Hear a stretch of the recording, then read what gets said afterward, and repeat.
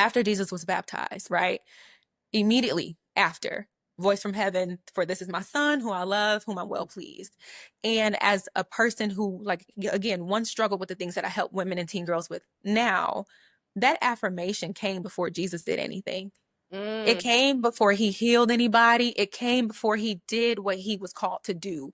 So when it comes to kind of looking at yourself as a daughter and leading from that place and letting go of the performance, because typically the performance comes with us looking for validation from other people right. to affirm us, right? To tell us that we're worthy, to tell us that we're valuable. And with leading like a daughter, and that identity is knowing that God already did that.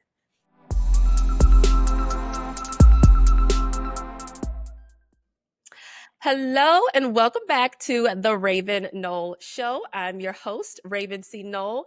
And as always, I'm so honored that you are here with me today. Today's episode is one I believe every multifaceted woman needs to hear, especially if you've ever struggled with measuring your worth by how much you do. Because the truth is, we were created to lead, not just as doers, we were created to lead as daughters. And so that means leading from a place of rest, identity, intimacy with the Lord, not just from hustle or pressure or performance. So, to help us explore this powerful topic just a little bit more, I've invited our guest to join us, Nicole. Nicole is the founder of Whole, Bold, and Well, a faith based movement helping women and teen girls break cycles, heal deeply, and lead boldly. So, this is for the woman who is tired of performing and ready to lead from a deeper place. Nicole, welcome to the show. Thank you so much for having me. Honestly, this is such a great opportunity, and I'm excited about this conversation because, like you said, I feel like so many more women and young girls really need to tap into this type of conversation. Absolutely. Well, I would love for you just to introduce yourself to the audience. I know I kind of shared, what you lead, but as far as who you are, share with us who you are. Yeah. Awesome. Yeah. And thank you for that introduction. But before all of that, I'm a daughter of God too, right? So that's the first thing that I always like to lead with because there's so many things that we can mention, titles and roles and all the things. But before all of that, I'm a daughter of God first. Yeah. And then I'm a mom. So I do have a teenage daughter. Yeah. So one of the beautiful things about my life is being able to teach her lessons that I learned later in life, teaching her those things early to kind of help navigate that for her so that she doesn't have to necessarily make the same mistakes or go down the same path that I did, and really empower her to be her best self as well. So Okay. I love being a mom. I definitely believe that God graced me for this. And outside of that, I'm a nurse. And like you said, I do lead Whole Bold Well. And I'm really inspired by just women and our journeys. And, we are really like the incubators of future leaders and future change makers and all the things. So just being able to impact in this way is something that's really, really near and dear to my heart. I love that. So for you, I know you kind of mentioned, with your daughter that kind of inspired you to go down this path. And so for Mhm. you, what was that aha moment where you were like, okay, I need to lead from not just being a doer, an achiever, my accomplishments, but what was that aha moment that kind of shifted you into that, embracing more of who you are as a daughter of God and leading from that place? Yeah, I mean, the aha moment for me was when I became a mom, honestly. So I didn't have your traditional or ideal way into motherhood. I was a teenage mother. So I actually found out that I was pregnant at 16, right after being accepted to Spelman to study pre-med at Oh, 16. wow. Yes. So I was on a track to, study medicine. I knew I wanted to be a doctor. That was my goal, but also not realizing I was operating at that time from wounds that I really couldn't speak to. I didn't really have language for it at that time. Right. So just kind of based on childhood experiences and my environment and things that I've seen, it kind of led me down a certain path to where I was seeking love and connection, and I would say the wrong place. And then I found out that, like I said, I was pregnant right after getting my acceptance. So the aha moment for me was like, okay, this is really, really real. And I don't want to continue this way. I want to make sure that my daughter is able to live a life and get experiences and, love and connection and in the ways that I really didn't get, right? Because I feel like at a certain point, you're provided for. So I had a great childhood in that aspect. I was provided for, I had everything I needed, but emotionally, I would say I was lacking the things that I needed. So my aha moment was saying yes to my daughter and saying no to Spelman, and just making sure moving forward, I was able to, unlearn things that I needed to unlearn. I was able to do the healing and the work that was necessary. That way I can actually show her what it looks like and be a living example, right? Yeah. So even at this point, looking back, leading like a daughter first looks like knowing that you are one. So I Mhm. had to learn that I was a daughter of God, right? So sometimes our life experiences with our parents or our family really shape the way we see God, the way we see ourselves, and really you live your life according to what you believe. So I had Mhm. a lot of things to kind of look at, like, okay, what do you really believe, right? Like, Right. and what are you going to do as far as what you believe? Do we need to change some things? Do we need to relearn some tools? Do we need to learn some new healthy coping mechanisms? All these things. So for me, saying yes to my daughter was really that aha moment. And I can say that I do see the fruit of my labor. And I'm so grateful for that in her, the way she makes decisions and the way she talks through things and the way she communicates. I'm like, Lord, I thank you, because it could be different, right? Mhm. Totally different thing. So Yeah. that would definitely be it for me. Yeah, I hear sacrifice. When you think about leading like Mhm. a daughter and not just being that performance based, showing up, doing, I hear a lot of sacrifice in your journey and just your testimony. So at age 16, did you have a relationship with the Lord? Did you grow up in church? Was it something that, at that age and you find yourself that you're pregnant, that you had, a Mhm. moment with God where you're like, okay, now I need to really grow in my relationship with the Lord? What was that moment or that turning point for you? Yeah, so I definitely grew up in church, but I'll be honest and say at that time I knew God, but I knew of God, but I really didn't know God. And I Mhm. definitely Mhm. don't think I allowed God to know me, if I'm being transparent.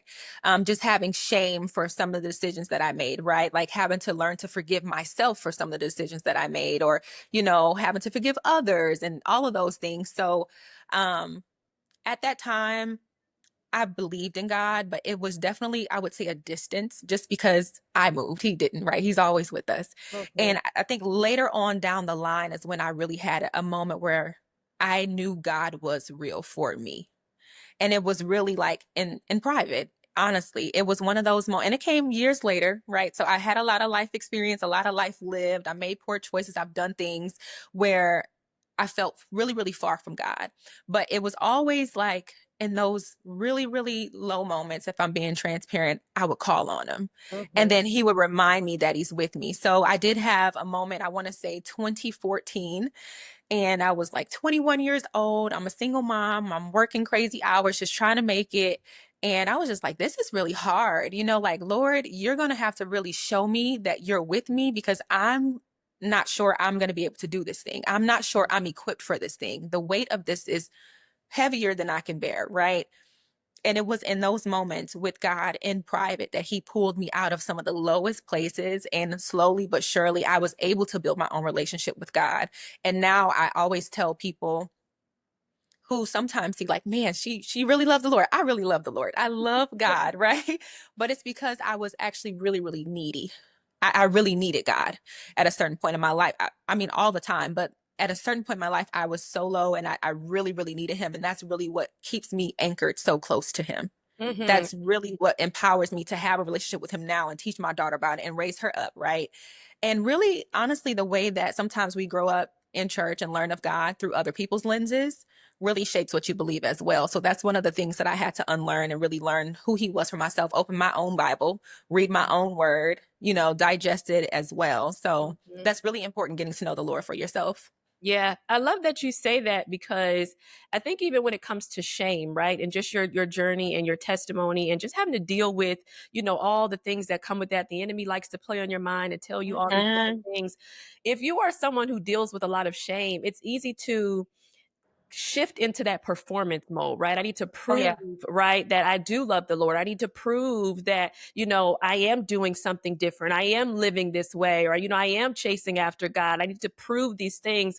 And you start to get into that performance mentality sometimes. And I've seen individuals who deal with a high level of shame feel as if they have something to prove. So for you, how would you say, in a world that often measures us by what we do instead of who we are, how can Mhm. shift their perspective around that? That's a really, really great question. I love that, because that's true. Society really It does. It measures us by what we do. And we're so used to it that I feel like we've gotten away from the art of being first. Mhm.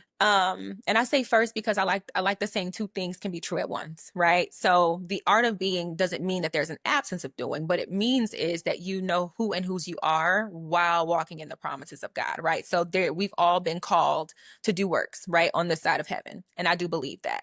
But to know who and whose you are in order to lead like a daughter in that way, I feel like you absolutely have to kind of gather that art of being, which is identity, because Mhm. that performance is you're looking at a society now that measures us by metrics and likes and algorithms and things like that.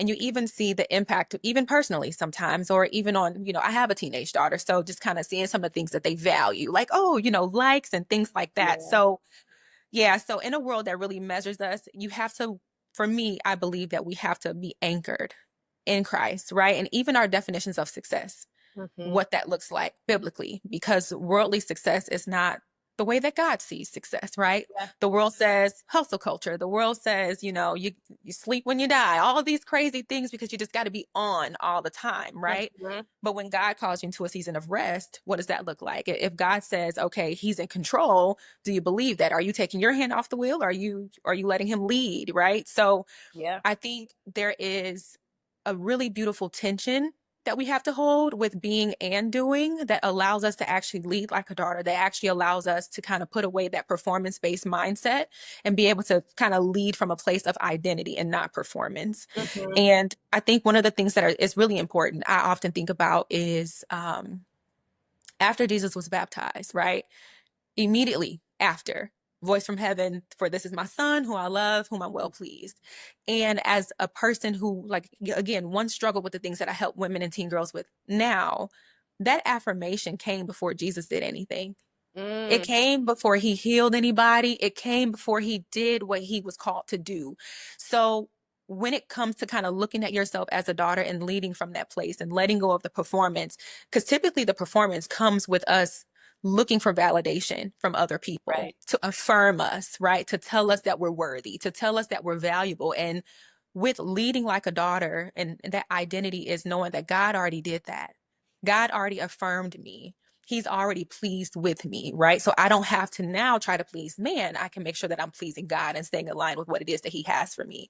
So that's the really beautiful thing about identity and knowing that you are a daughter, because it really releases us from that pressure of having to be on all the Yeah. time. Yeah, for sure. I love that you say that because, a lot of the women who listen to the podcast are very multifaceted women, right? They're Mhm, gifted, they have all different things that's happening. And so when I think mhm. about, for you, you are a faith-based movement leader. You also have a professional career as a registered nurse. And so my question would be, how can someone, if they're listening right now and they're trying to analyze, right? Am I leading, Yeah, being a daughter, or is this performance? For you, I know you said that with the example of Jesus being baptized, he was affirmed before he did anything. So as far yeah. as you pursuing some of the things that you feel may be purposeful for you, like, your organization that you lead or your career, how have you been able to decipher, is this my own motivations or is this God? And how can I determine if I'm leading like a daughter or am I leading from a place of needing affirmation or validation? Yeah, no, that's so good. I think for me, there's this, how I mentioned before, we live our lives according to what we believe. So it's almost like a tool that I use Mhm. to assess where I am and my motives and my intentions and where my heart is. So I think the ultimate thing is, one, having a relationship with the Lord, right? I think that's most important. But we do have our own desires, and sometimes they look different than what the Lord wants for us. So really just taking time in that stillness to assess, like, okay, if I'm going after this thing, what is the motive behind this? Does it seem aligned with what God has said? Yeah. And I think that's just really where it is. And it could look different for everybody, but I think it starts with intimacy and time with the Lord. And sometimes people are like, what's my purpose? And I haven't heard him say anything. Like, what do I do? And I always say, because I've been there before, but I Yeah. always say, what was the last thing that he told you? Because God speaks, right? Yeah. Now, he may have said something, but you may have already decided what you wanted him to say, and he didn't Right. say that. So, so you're just waiting around like, okay, Lord, anything else? We got something else. But no, like, what was the last thing that the Lord said? Because again, what he wants for us sometimes can look a lot different than what we think it's going to do or look like or play out.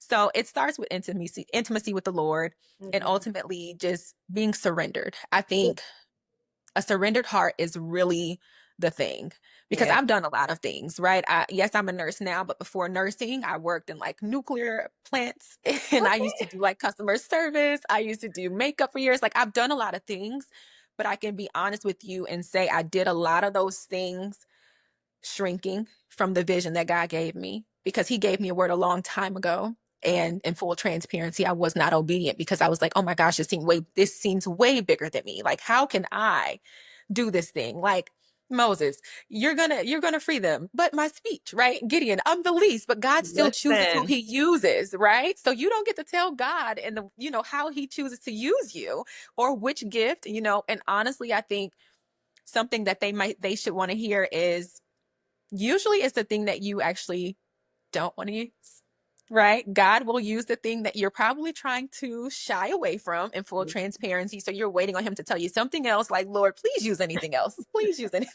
Anything but this, God. Anything but this. Anything but this, God. Like, God, I heard you, but can we just try it this way instead? But no, I just say, a surrendered heart is important because thankfully now, yes, I am walking in what God has instructed me to do, but it took years. I'll be Yeah. honest. I was scared. I was being disobedient at the end of the day because I was just hoping he would use anything else. And he said, no, I've called you to do this thing. So that's where I am.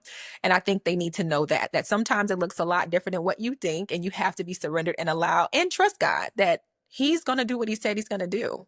Yeah. Yeah. Yeah. I love that because it's so true. I was like with this podcast, I'm like, Lord, anything but this. And Girl. here we are, many episodes in. And so you really do have Yes. to yield to what the Lord is saying and what the Lord is, instructing you to do. And it's going to be a fight to in your flesh, because in your Uh-huh. humanity, you're like, no, I'm not capable. I'm inadequate. I don't want to do that. But then God's like, but this is what I'm sending you to do. So that's so on point. Now, piggybacking on that, because we could have some women who are listening right now and they're like, you know what, Nicole, you are speaking my language. I'm realizing that right now I am not in the will of the Lord. I've been fighting against, what he really wants me to do. And I know that I am yielding to my own desires and not the desires of the Lord for me. What is one thing that they can do to shift their mindset, their heart posture, to Mhm. ensure that they are aligning with the Lord's will, his pace, and just his desires for their life right now in this moment?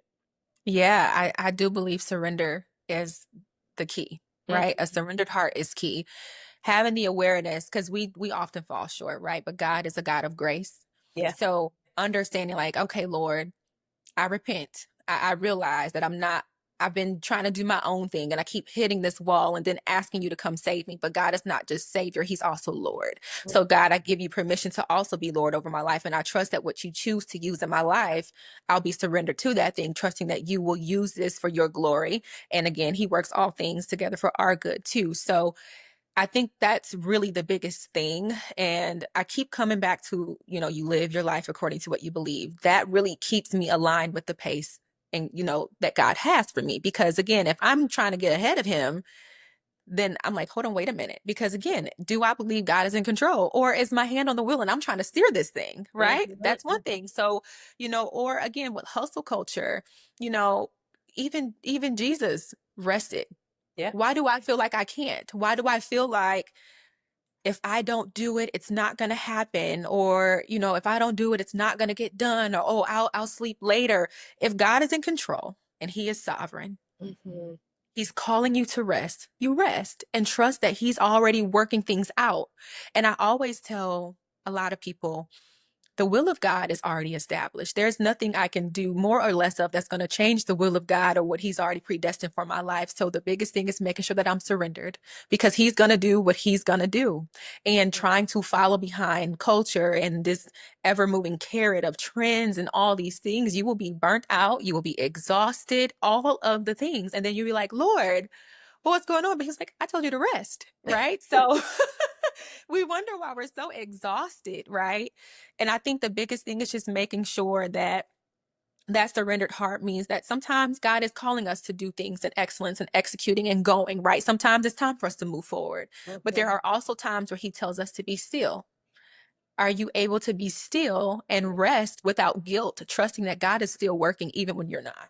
Mm, I love that. I love that because we can get it so confused sometimes when we think, when our identity is not necessarily founded in the Lord, it's not stable in the Lord, we can lean towards that worldly mentality, right? Where we just have to continue to produce, or if I don't do it, then, I have to get it done. And you just start to adopt and believe all of these lies that are not true about who God says that you are and who He's positioned you to be. And so that brings me to another question I think is really important, is because now that we live in this social media world, I think a lot of people are confusing visibility with value, Oof. and really just feeling as if, I have to be, on social and posting and doing all the things and showing that I am valuable and showing that I am, in my purpose and everything, of that nature. So, what would you say to a woman who is confusing visibility with value, and how can she reclaim, truth pertaining to who she is? Wow. That that is important. And honestly, that was me once before, because sometimes you think, again, I have to be on all the time in order to be successful or in order to achieve whatever said goal is. Yeah. And we think that being seen equals being successful. But if I'm being honest, a lot of my transformative things in my life and times where I really saw the hand of God working in my life, it happened in complete obscurity. I didn't have an applause. I didn't have an audience, right? And even with trying to build online now, because we realize that it is an online marketplace, it has its pros. It's it's something that we all utilize. But again, if God calls me to stillness, I have to be okay with not worrying about what other people are thinking. Man, she's not showing up online. And I'll be honest, the enemy used to kind of get me with that, because for a while I was really fighting what God had called me to do, I was trying all these different things. So I would show up in this way and show up in this way. And I'm like, oh, well, they think I'm inconsistent now. So now I have to, so it's almost like, what's your God? What are you making your idol? Like, Yeah. is it going to be trying to show up for them because you feel that they think a certain thing, or are you listening to the word of God? And that unseen obedience is so important, Yeah. because it really breaks off that need to try to prove anything. And it's really a reminder that God doesn't necessarily celebrate all of these things, that He doesn't celebrate what the world celebrates, right? Our value is eternal. Visibility online is so temporary. It's Mm-hmm. so temporary, right? So for me, I have to remind myself, I have to remind other people, like, those hidden seasons are holy seasons. And sometimes it takes that for you. Like I always say, sometimes you got to slow down to speed up. And that can be a season of stillness, a season of discipleship, a season of, okay, what you put out there, that's not what I instructed you to do. Not in that way, bring it back. And you have to be willing to let that thing go, Yeah. you know what I mean? So that God can do what He's intended to do in and through you. Otherwise, you're not doing it for God. You're doing it for yourself. You know what I mean? So it's really important to know that obedience, even if it's unseen obedience, it's never wasted. So even if people don't understand, or if people didn't see it, no, if no one else sees it, God does. Mm, love that. If nobody else sees it, God does. And I think that that is what we have to stand on when it comes to being a Mhm. daughter, is just realizing that we are trying to please an audience of one. God and God An alone. audience of one. God and God alone. I That love is it. it. Thank Hmm. you so much, Nicole, for today's conversation. I truly enjoyed your transparency and just your willingness to share your own journey. I Hmm. think a lot of the women who are going to listen and tune in, I think they will find some freedom in this message to be okay with making that shift from performance to walking into their identity as a daughter. So thank you. Now, before we close out, do you have any final words of wisdom that you would give any woman who is listening, who's struggling, who is walking through this journey of becoming? Yes, absolutely. I would definitely share that living from your wounds will definitely exhaust you.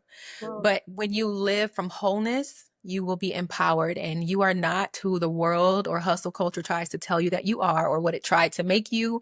You are exactly who God says that you are, a daughter first before anything else. Yes, I love that. A daughter first.